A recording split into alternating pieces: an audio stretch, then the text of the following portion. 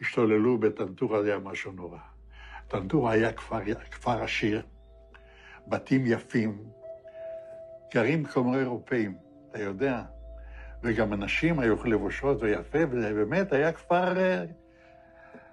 אחד אנס שם איזה ילדה בת 16, משהו כזה, אתה מבין?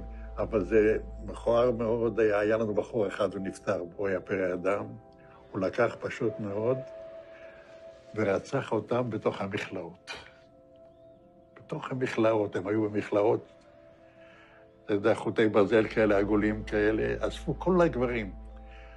הם יושבים שם, כולם, על הרצפה, ובא מישהו ולוקח תת מקלע ומתחיל זה, מחליף מחסנית, מה אתה חושב זה? אבל אנחנו לא היינו כאלה. הוא היה יוצא דופן, הבחור הזה, כן, מה שהוא עשה.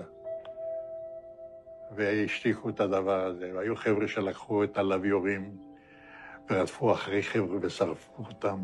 זה היה משהו זוועתי, וזה אסור לספר, אני לא אדבר על זה, כי זה יכול להיות סקנדל שלם מהעניין הזה.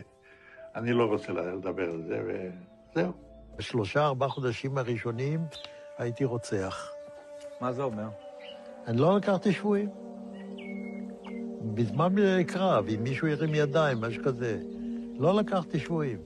זה זעזע אותי עד כדי כך, לא יכלתי לעבור לסדר היום. אם היה עומדת כיתה של זה עם ידיים למעלה, אז באותו יום הייתי רואה אותי, הייתי קוצר את כולם, עד כדי כך. כמה אתה חושב אנשים הרגת ככה? לא ספרתי. אני לא יכול לדעת בחיי.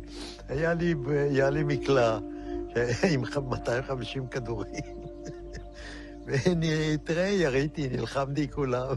אני לא יכול לספור.